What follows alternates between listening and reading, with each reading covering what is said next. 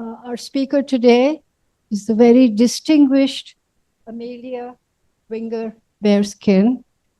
She belongs to the Seneca Cayuga Nation of Oklahoma. But she's an artist who uses artificial intelligence as a creative medium and conceptual framework.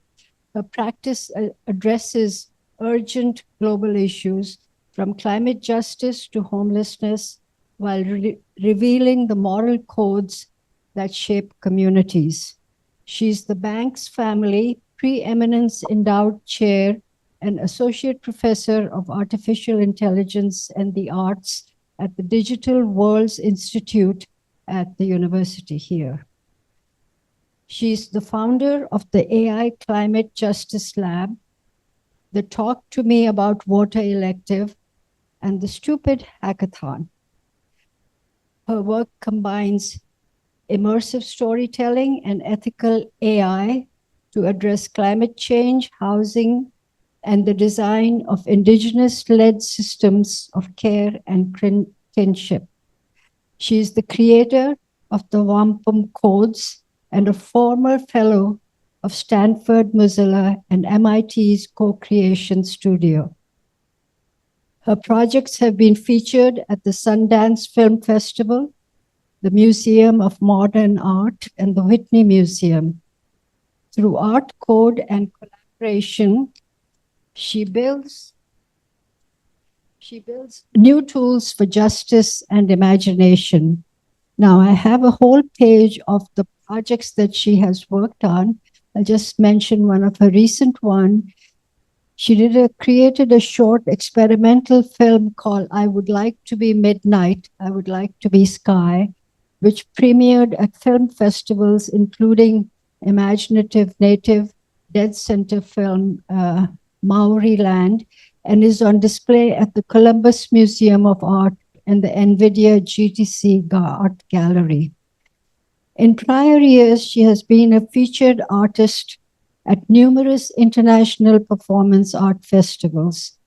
And I'm not going to read all of them, but just to highlight, she has been featured in cities including Beijing, China, Manila, Philippines, Seoul, South Korea, Sao Paulo, Brazil, and New York and Washington.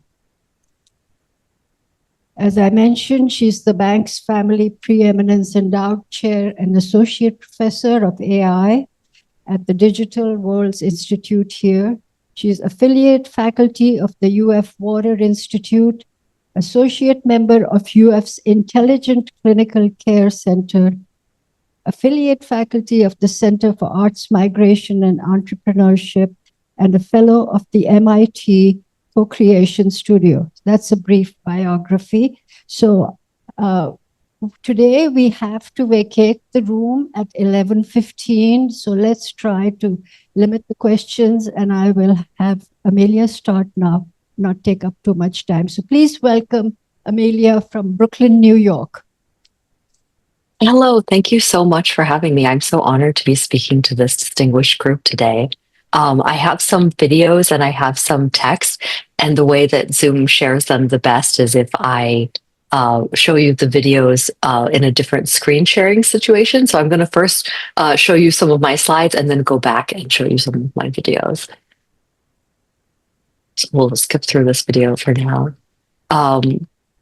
I wanted to talk a little bit in the beginning because I just received a fellowship at the Royal Shakespeare Company as part of their IF fellowship. They have received the honor of being a distinguished research institution through their government of the United Kingdom. And they have a fellowship working with technologists and artists who will be engaging with theatrical research that has to do with new media and artificial intelligence. I'm really honored because my father was a member of the Royal Shakespeare Company, and as a young man, before he worked at Kodak and their innovation center and helped to build the first digital camera. And they also invited my son as the game designer for this RSC fellowship. So I'm just really honored to have 3 generations of my family working on this project that will be collaborating with the watershed in Bristol and looking at ways in which we can use gaming and theater to create immersive experiences that are inclusive of all members of their community, including unsheltered people, which are welcome to join the watershed, their activities, and a lot of the work that they do there. So I wanted to just start off with that photo of my family to kind of ground me. There's my mother, Charlene. She is a member of the Seneca Cayuga Nation, and she is a storyteller. So I grew up learning both how to tell stories with images from my father's work in photography and digital cameras, as well as doing oral storytelling. And of course, all of us have a lot of theater and acting in our background. So my son is studying game design and acting here in New York.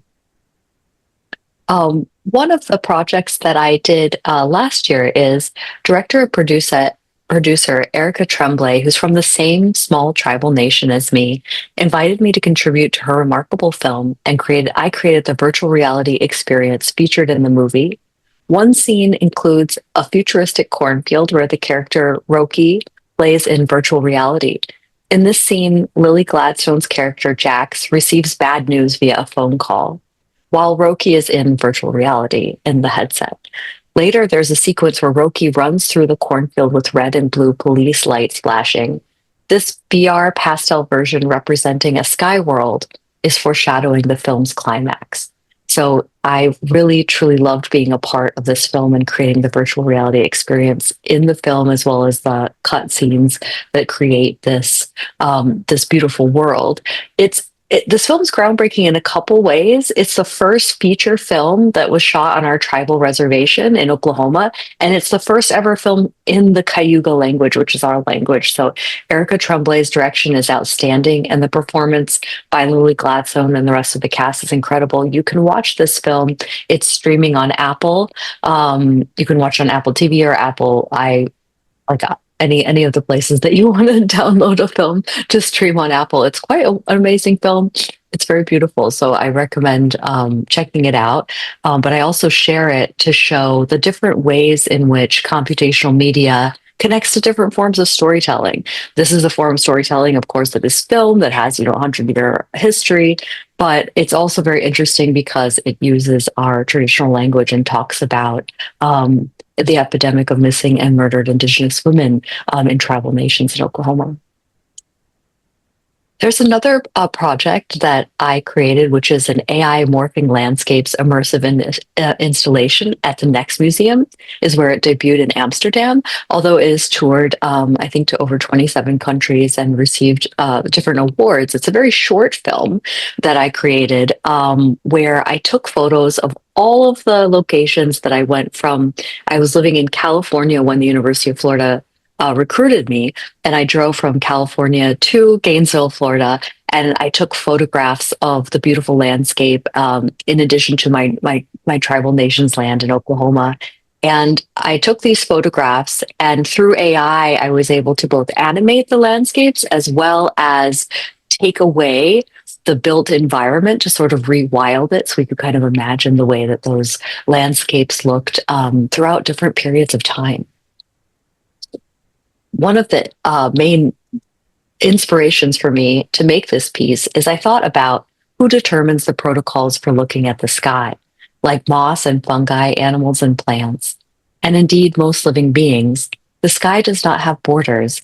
It moves and is part of a larger system that includes the moon, the sun, and the stars.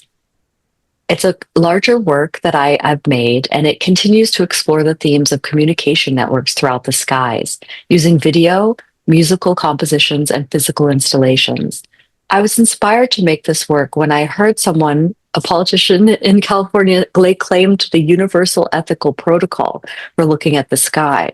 And I thought a lot about that and contemplated the various notions of how one tries to own the sky, the laws that treat airspace as territory or an extension of the land, the regulations governing what kind of frequencies we can emit across the open air, or the geographic information systems whose satellite we can see if the night is clear enough. Here are some images of the way it looked in the Next Museum in Amsterdam. You can tell that the woman standing is real size. So that's the size of this immersive projection screen.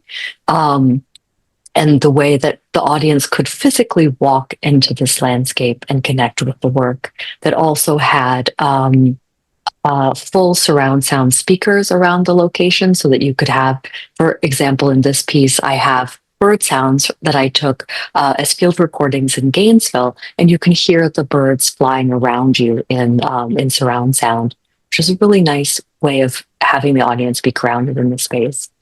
There's some other images of it. And this is an interesting way of thinking about immersive projections, that they don't necessarily have to be within a virtual reality headset or in a screen, but they can even be in something that's physical or architectural, that the community and audience can walk through. Some people even laid down and kind of listened to it, really bathed in the light, which I think is an interesting way of experiencing this work. This work was also showed at the Amsterdam airport as well, where I just was on Monday, where I received the Lumen Prize for this project. These are some of the film festivals that I showed this work at. I had to make it a bit smaller and fit on a sort of regular screen for projecting at film festivals, but I wanted it to be accessible to more people to be able to experience that maybe didn't have those same kind of facilities. The techniques that I used to make this in the field of artificial intelligence is I used image in painting, which is a technique from the field of AI that is historically used to reconstruct missing regions of an image, like an object removal or image restoration. Maybe if you have an old photograph and it had a wrinkle, or it was part of it had fallen away, you can use image in painting to reconstruct that image. But I use this technique subversively by in-painting to erase the prominent human architecture of the videos, reminding us that backward-looking prediction erases a possible future. The short film also uses digital image interpolation, which is when an image is resized and distorted from one pixel grid to the other. And this gives the film a sort of liquid morphing process, which I find very hypnotic and out of time, almost like breath that moves us from one still photographic image to the other. I'm going to show you some of the videos now. I think I have to stop sharing and reshare with the video settings. So just bear with me 1 second. It will help it optimize for the sound. Okay. I hope everyone can see that. There, I think that is working. All right. Thank you so much for bearing with me. This is a short clip from the film.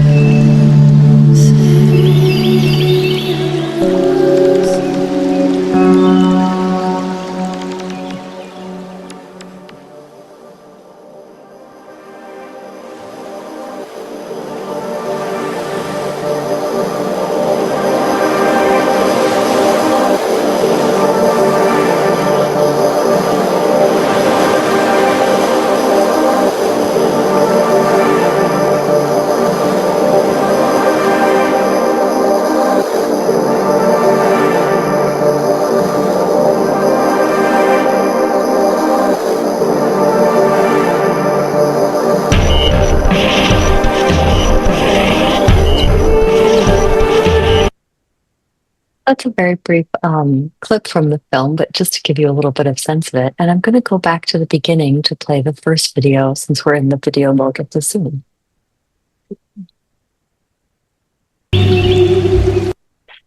This film was made by the National Endowment for the Arts, and it was shot at Gray Area in San Francisco and sponsored by Unfinished Retail. I got into coding because I wanted to do things that I couldn't do by myself, and being able to collaborate with machines meant that I could do things that I do poorly faster, and then I could do things that machines do poorly better.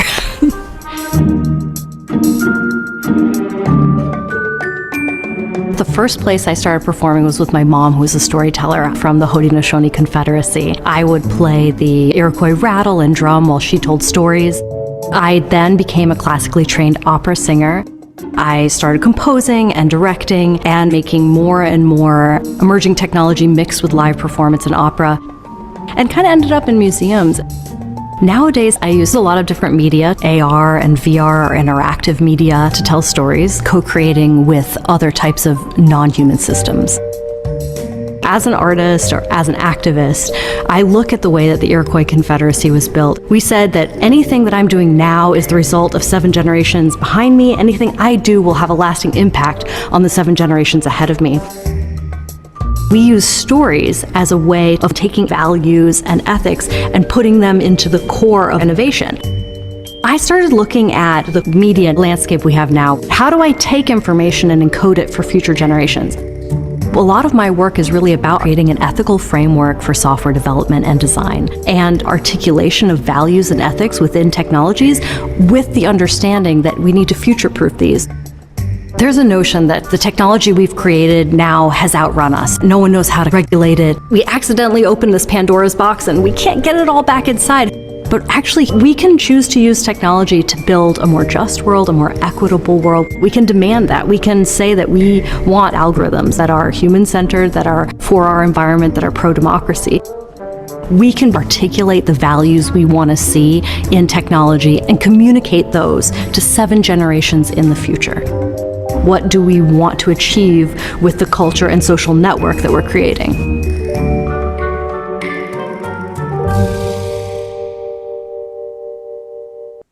This project was also shown at the Whitney Museum of American Art. I created a web version that every day at sunrise and sunset, when you went to the Whitney Museum of American Art's main website, instead of seeing their normal website, this art piece would take over at sunrise and sunset. There were 2 different pieces, one in the morning for sunrise and one in the evening for sunset. And the audience was able to sort of click and make changes to see different visuals and to have poetry written for them. This is a little bit of what the Whitney wrote about this work, which says, the world, Sky World, Death World, combines animations and poetic text, connecting sunrise and sunset to indigenous creation myths. The Sky World of Sunrise refers to the Haudenosaunee origin story of Sky Woman, who belonged to the Sky People, a tribe rooted in the celestial heavens before the world was created. After falling through a hole created by an uprooted tree, Sky Woman creates a home on Earth out of the oceans and mud with the help of animals. The artist pairs abstract animations to draw of dawn created in a game engine with the questions, who benefits from your burnout, using it as a prompt for reflection on the sharing of life. The death world of sunset asks the question, what is made bright by the loss of your light? And hints at the thin veil between sleep and death while evoking renewal. The accompanying animations mixes abstract visuals with a short video clip of the artist herself that was once part of one of her artworks. The work has disappeared, and the footage was recovered from the Internet Archive, a testament to both the ephemerality of digital work and the potential of recovery. The question raised in these works was originally written by myself for a series of billboards by the artist collective For Freedoms, of which I'm a member. This has a clip of what it looked like on the website.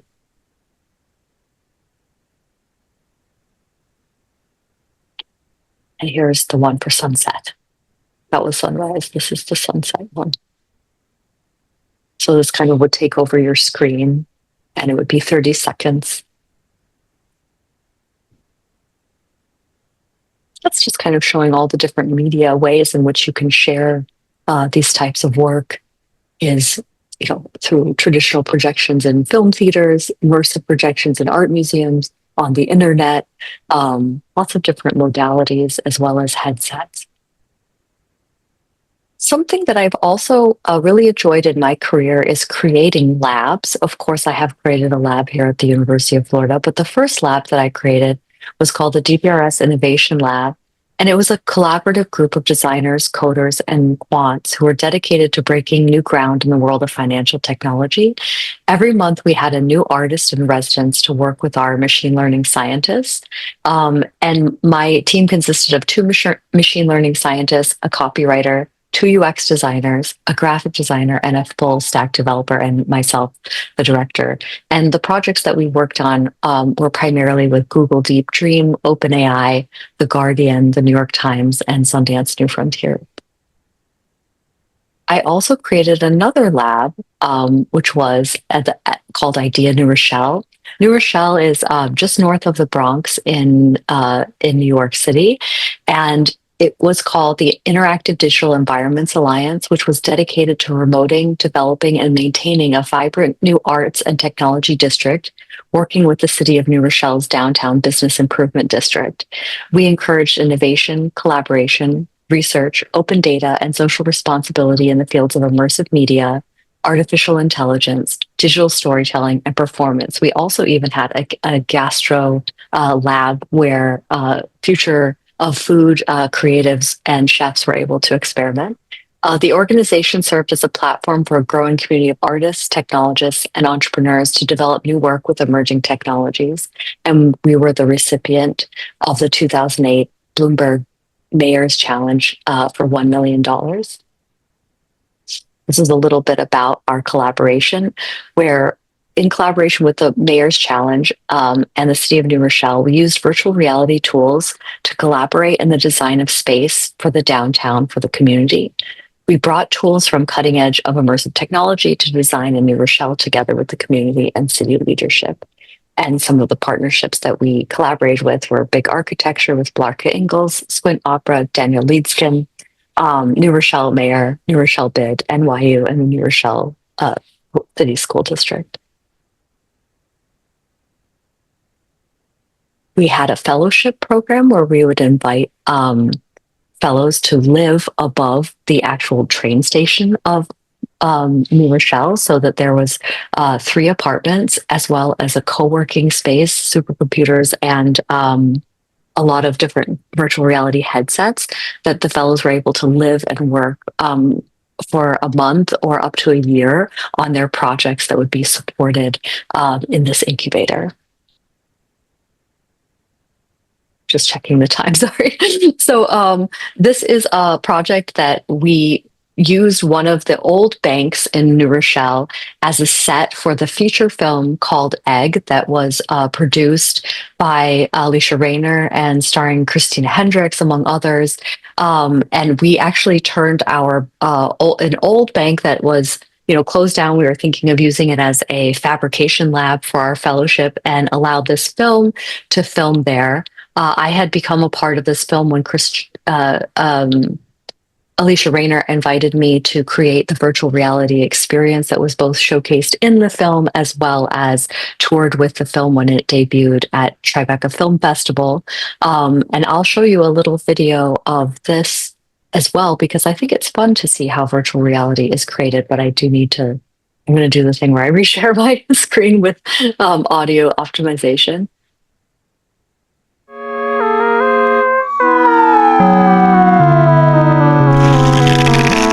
There is that really crazy sound effect when the giant's leg gets shaved. That's this really strange sponge that I bought. That's the worst sponge ever. Like, it's so bad at scrubbing dishes. And we sat there and we were listening to it and we're like, this is the sound of shaving a giant's leg. This is perfect.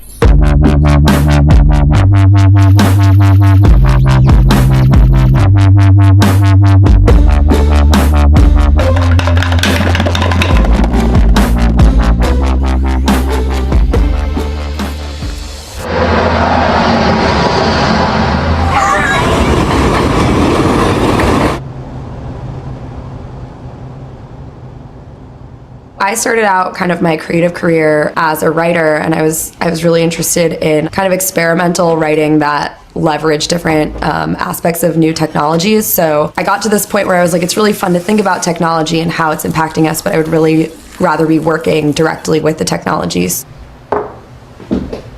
I went to a grad program called ITP and I learned how to code. In my last year of grad school, VR suddenly came onto the scene as like something that was going to be accessible for us to use.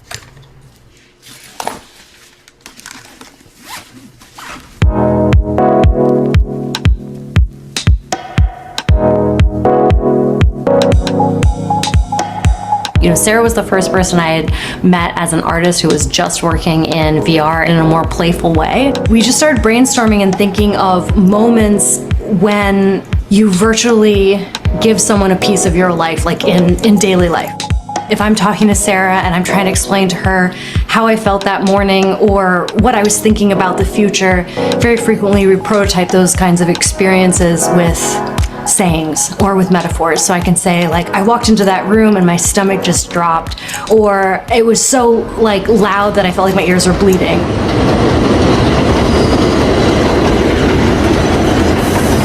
Your Hands or Feet is a VR experience. It's an interactive exploration of new metaphors. The experience starts off where you're in kind of this surreal looking kitchen and you have in front of you a half dozen carton of eggs, and inside of each egg is contained an experience that has some kind of psychologically complex action to it that we hope acts as something that you think back on and you're like, wow, this is such a strange feeling. It kind of reminds me of, for instance, like that time that I felt like my hands were feet. I don't know. I feel like my mind is a confusing machine. What we're really doing here is we're creating these metaphors that maybe don't exist but might apply in a situation as the perfect way to describe this thing. In the beginning, I started with a basic treatment, so I created a lot of 3D assets to just sort of mock up this world, sort of the look and feel. Then we came up with this idea of having it be like a half dozen experiences from, a half egg carton and how we would move from each space. Landing on the visuals for any project is an interesting process. You have to make something that feels true to something that you like, but it also has to be something true to what the other person likes. Sarah said she had this amazing friend, Winger-Bearskin, in LA, who was an illustrator. We reached out to Neve and, showed him all of the reference imagery, showed him our very tight color palette of what we were trying to go for. And we were like, can you do the Neve version of Your Hands or Feet universe? And then from there, we were like, how are we going to put this thing together? Because translating from 2D into 3D seems easy, but to keep the same visual style is not always so straightforward. It made a lot of sense, for us to approach it with a style that's inviting and not depressing or scary, but just a little bit scary maybe. It's really helpful to take those two concepts and then give it to one person that can execute that so that it stays really consistent. So we were like, let's try this tool, Medium, which is a 3D VR sculpting tool. And so we felt like, oh, this is perfect that we found this way to find a slice of what we were interested in, a way that we can produce it in a really organic and fun way. And that's kind of how we landed on the visual style that we're at right now.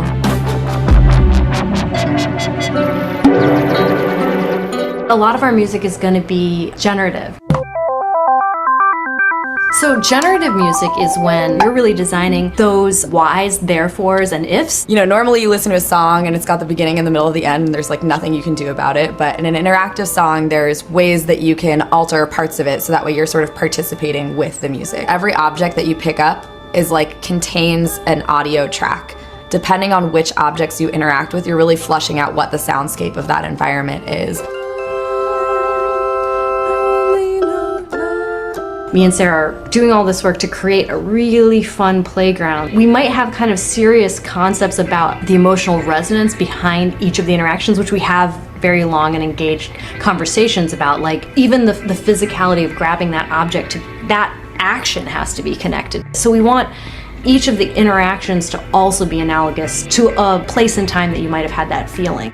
When I look at it from an outside perspective, I'm like, a lot of these things have to do with frustration, but a lot of them also have to do with joy and feeling joy while doing something frustrating. And so I want to give people a moment where they can interact with that quality of VR, where they can say, this is an extension of my brain and my experience within the world. This isn't the real world, this is the computational amalgamation of human understanding in this world, and I want to give people an opportunity to interact with that and interface with that. When we explain it to people, they just get it and they're excited about it, even though it's oh, it's an experience where your hands are feet, because don't you ever just feel a weird feeling and you don't know how to describe it, and it's like something you've never felt before. Well, isn't VR the perfect way to kind of explore that? And people are like, oh yeah, that makes perfect sense. And I'm like, really?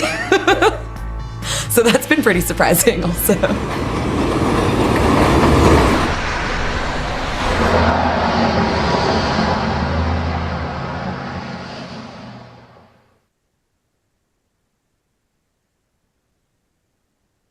Thank you so much. I hope that that is fixing some of the audio issues, but do let me know in the chat if you cannot hear me very well or the videos. Another project that I created is a podcast and an ethical model for software development and design. It's called Wampum Codes, which is a toolkit, a workshop, a practical application for ethical articulation for builders, coders, designers, and makers. A little bit. Wampum Codes is an ethical framework for software development.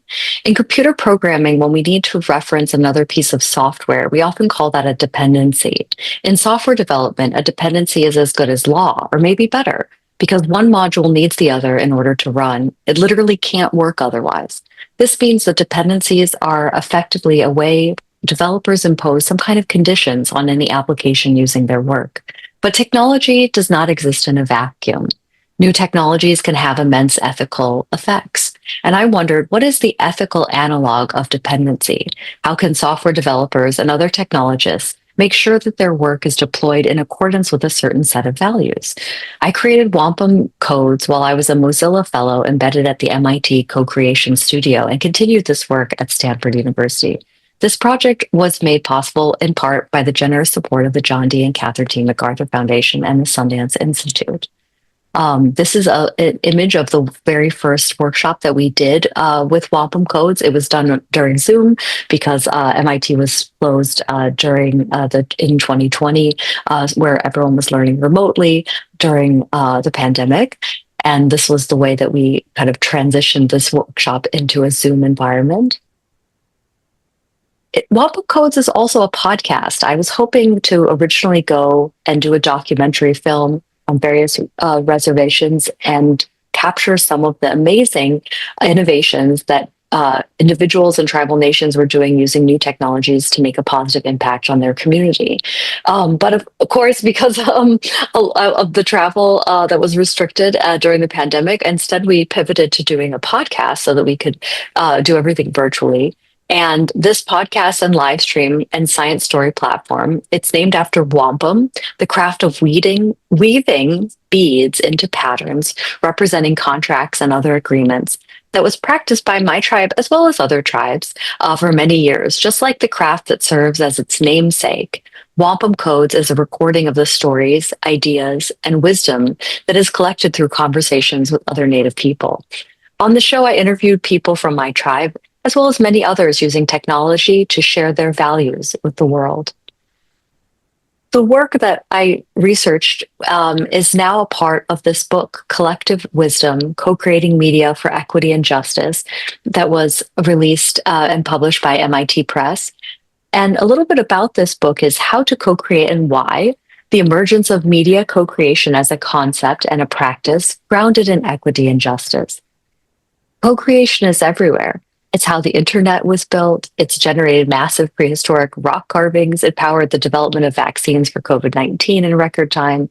Co-creation offers alternatives to the idea of the solitary author, privileged by top-down media. But co-creation is easy to miss, as individuals often take credit for or profit from collective forms of authorship, erasing whole cultures and narratives as they do so. Collective Wisdom offers the first guide to co-creation as a concept and as a practice, tracing co-creation in a media making that ranges from collaborative journalism to human artificial intelligence partnerships. Some of the work that we did as I came here to the University of Florida was I established the AI Climate Justice Lab, using AI technology to transform housing, health, and human thriving for a sustainable future. And here is us in the Redwood Forest at the Decentralized Web event that happens yearly, hosted by the Internet Archive, where we talk to people both about water data and water systems, as well as the AI Climate Justice Lab. The AI Climate Justice Lab collaborates with a diverse international cohort to uncover hidden patterns in healthcare technology and leverage AI to address global homelessness, housing loss, and to promote human thriving. Some of the selected activities that we have from 2021 to 2024 is we are a partner of Community Solutions in the movement to end homelessness, working with AI solutions for housing loss and homelessness, as well as the Talk to Me About Water collective, a cohort of Indigenous technologists creating experiences for the Decentralized Web Camp, Unfinished Live, and the Lower Manhattan Cultural Center, as well as the Yale Festival of Ideas. So I wanted to talk a little bit about what I'm doing this year, which is primarily focusing on AI and homelessness. So I'm working with storytellers, data scientists, AI and ML scientists, that stands for artificial intelligence and machine learning scientists, housing justice experts, cities, service providers, and people with lived experience in homelessness. For 2025 to 2026, I am a fellow at New America in AI and Housing in their Future in Land and Housing division. The ACLS Digital Justice Seed Fellowship has given us a seed grant for our project Stabilizing Housing Futures with AI.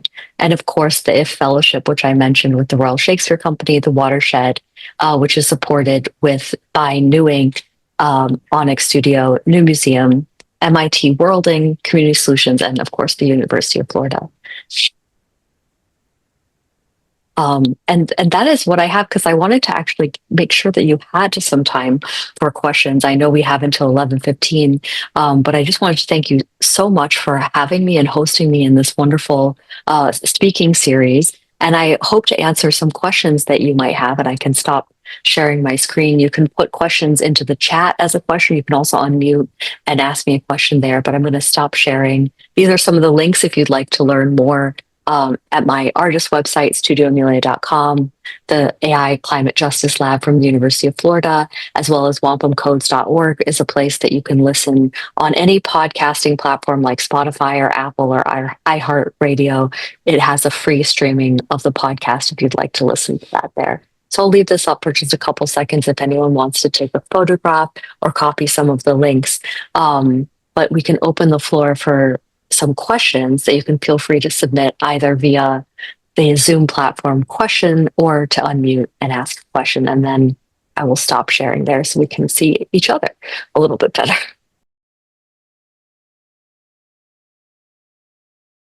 Thank you, Amelia. That's very impressive. Thank you so much for having me. Questions? Thank you, Amelia. This is Don McLaughlin. I was unfortunately a little late. Could you describe for us some of the specific work you're doing with students at UF? The kind of projects, the kind of classes they take, and so on? Yes, absolutely. Let me, I'm going to share my screen a bit because it'll be kind of fun to show some of this. There we go. So here is a couple of different things that I have. If you go to the website, theswamp.live, I have a lot of the activities that I'm working on at the Digital Worlds Institute, as well as the broader community of the University of Florida. We hosted an AI and Interactions with Society convening, which has an inclusive and diverse society convening with maker demos, lightning talks, and workshops. And there are student created artificial intelligence videos and topic subject matter research papers that they present here, as well as professors that are talking about the work that they do. So this video here, if you'd like to watch it, I think it's quite long because it's 3 hours because it's the entire a conference, but you can, each one of the talks is no more than 10 minutes. They're all very fast lightning talks. So if you'd like to look at this website or link to the video, you can watch all of the really incredible research by the professors at the University of Florida, the students, and some of the research topics that the students created in my class, AI plus art/science/fiction. And I'm also going to show you that as too. So this is a little bit about the symposium. You can kind of see what people spoke at the symposium. as well as a little bit of information about it. But I also am going to show you a bit about my students. So this is a class that I teach that is a Quest class. So Quest classes at the University of Florida are a class that every freshman and sophomore have to take a certain core curriculum of classes that give them a shared experience at the University of Florida.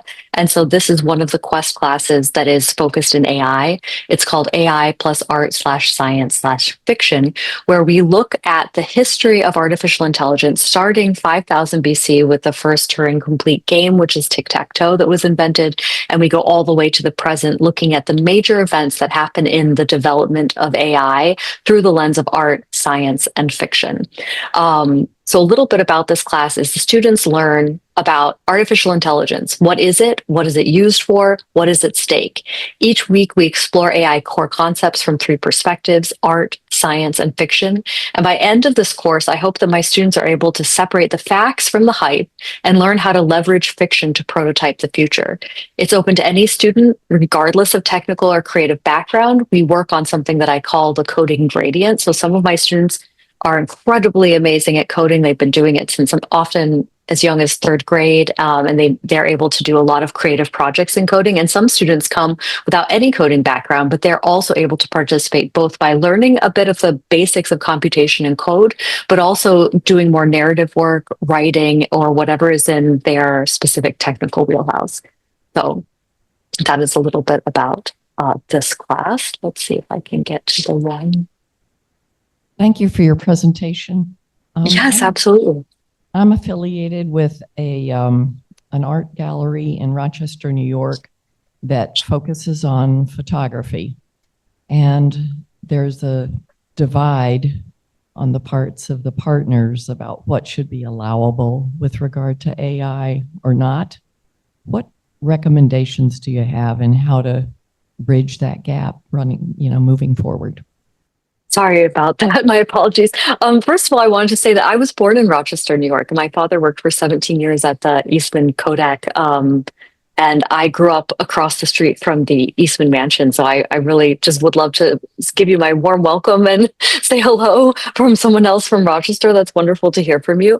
I've been on a couple of different panels and heard the strategies that, Getty Images is using, or Shutterstock is using, or other types of commercial containers for photography, which is very different, of course, than the type of archive you're describing, or the ways that like some museums or other types of open archives are looking to AI. And I think it is really important to decide what the goals are for your photographic collection and what the limits and bounds are within it. There are, of course, some collections like the Met that have really opened up their collection for people to use the photograph metadata text information that they have on their archive to be used computationally for any sort of anything. It can be used to train AI data. It could be used for my students to pull from the API to make applications, or one group of children I worked with at the Met when they had an innovation lab is we recreated the entire Met in Minecraft, which was really fun. So they kind of have maybe one extreme point of view, which is to just allow their archive to be used in every way that people would like to use, all the way to there are collections that are deciding to not have their archive to be used to train any type of generative AI. There are also groups, like I mentioned, Shutterstock or Getty, who are looking at ways in which they can protect the IP of the clients that they represent so that they can either opt in or opt out, or it's oftentimes a control with the output. Like, for example, someone may use Getty Images to get an image of a copyrighted IP like Mickey Mouse, right? And then they don't want them to be able to generate images that would be in violation of their trademark or copyright or intellectual property. And so Getty has certain types of technologies that they're using to prevent people from using at least Getty's AI generative systems so that it wouldn't output things that are copywritten or trademarked, like the likeness of a famous person, or something like a character that is copyrighted and trademarked. So there's a lot of different approaches to that. I think it's really important for the institution to think about their values and goals with the collection. And I don't think there's any right or wrong universal reason. It's much more, it should be based on the values of the institution and what ways in which you'd like to have your work active within the community, and what are its boundaries, and what is its sort of immune system that protects the community. Anybody else here? Do we have here? I'm fascinated by the interdisciplinary, cross-discipline work that you're engaged in. And having done a little of that myself, one of the challenges when you plan is just being able to speak the same language so that you can communicate. So as you reflect on that, what are some of the challenges ongoing with just being able to communicate in all these multiple disciplines you talk about? Thank you so much. And that's a very astute question. I think often what I do the most in my role is work as a translator.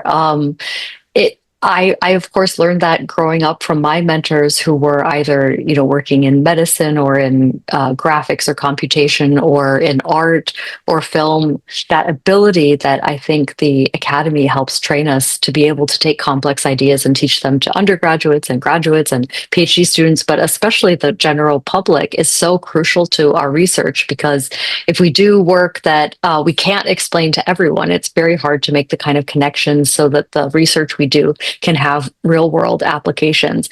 Right now, of course, I work in the field of housing loss and homelessness, and it takes an enormous amount of dedication to begin to understand a field that is incredibly complex and which I'm not an expert, and be able to talk about the ways in which AI could contribute. But the very first step I need to do is listen. I have to really understand the problems from many different stakeholder points of view to understand what I can even begin to start connecting AI to.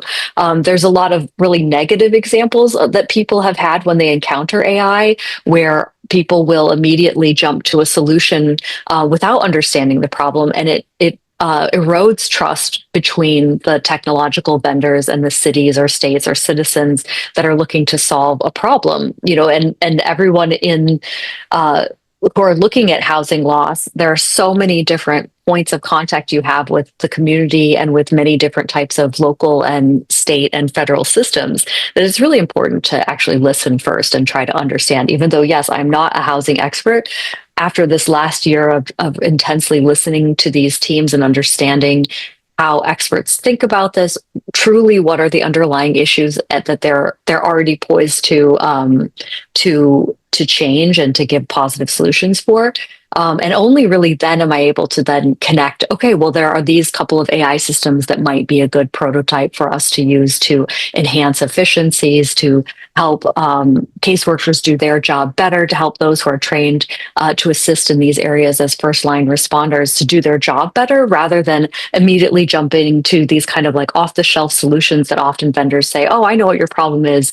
You just need to turn, all of your nurses into chatbots, which is a terrible idea, right? So those kind of things, though, are the ways that people will kind of jump in and try to solve problems without really understanding them. And that, I don't believe, is where technology truly thrives in complex systems. So thank you so much for bringing that up, because it is truly, I think, an act of constant humility to be able to listen to experts in other fields and understand the way that you may or may not be able to contribute. As an artist, how did you get into the field of AI in homelessness? And what are some of the practical aspects that you're working on in that field? Thank you so much for that question. As an artist, the way that I got involved in, I first got involved in artificial intelligence around 2012 when I was a professor at Vanderbilt University. I worked in collaboration with people in neuroscience and learning science at the Peabody School of Education, where we began to study the way that creativity is used in the classroom. And artificial intelligence at that time was more, it was a little bit pre-machine learning, and so it was kind of in multi-agent modeling of understanding systems. And then a year and a half ago, or yeah, I guess, yeah, a year and a half ago, I was invited to be a part of the first symposium on artificial intelligence and homelessness at the Rockefeller Foundation at their Bellagio Center at Lake Como, where I met those who are leading innovation in the movement to end homelessness from various organizations like the Red Cross or the World Bank or Community Solutions or academics or other types of research groups or city labs or city officials. And there were two AI experts that were invited to participate, myself and someone who was from a large tech corporation who was the head of one of their research divisions. And it was very fascinating to see how differently we approached thinking about the problem solving in the room, because with a technical partner, they kind of understand the amazing suite of software that they have to offer, and they're kind of thinking of ways that they can map that onto the problems. Whereas myself, as both an artist and researcher at the University of Florida, we really can start with like the end user or the goal and say, what are you trying to achieve? What is the issue? And then I could sort of talk about the types of team that would bring that into place. Some practical examples of the ways in which we're looking to pilot AI is mostly in working with government efficiencies when it comes to, if you could imagine something like 311 or 911, being able to understand and take speech to text in a way that would help frontline workers and caseworkers to have a lot of those automated systems. Right now, they have to spend a lot of their day retyping, sometimes in duplicate or triplicate, the same types of field data. And so they become doing data entry for majority of their day rather than actually doing the work that they were trained to do, which is to give services and talk directly to people who are experiencing homelessness. And for that reason, they often have low satisfaction in their job position as well as high turnover. And these are like highly trained people. It takes a long time to train them and put them in those positions. And then they end up leaving the positions because they find that most of what they're doing is not actually helping people, but just entering data. And so we're thinking those types of efficiencies can really be supported by AI. Another idea is surveying areas where you can build affordable housing and correlating that against the type of code that's created in housing and building codes to identify locations where you could build affordable housing or stabilized housing or long-term housing or even shelters at a faster rate. There are also ways in which AI is being prototyped and used by FEMA in disaster zones for things like hurricanes, where you can use GIS data and weather data to predict where people may be losing their homes because of an emergency weather event. And that's how FEMA sends in and directly activates certain types of on-the-ground support. But those systems could also be tied into local and state systems for helping people get emergency shelter or getting temporary shelter or getting some types of assistance while they're waiting for their home to kind of go through insurance and all that, which I think a lot of us in Florida really empathize with. I hope that's good examples. Thank you. Thank you. As you said, there are two ways of approaching the technological and the artist's approach. So I was more practical in my approach than you are. Are there other questions here? Any more? If not, I want to thank you, Amelia, for your fantastic talk and really appreciate the fact that you're traveling and you agreed to give this talk to us. And I hope you'll come and visit us when you come back to Gainesville. I would love that. I would love that. Thank you so much for the invitation. It was such an honor. Thank you very much.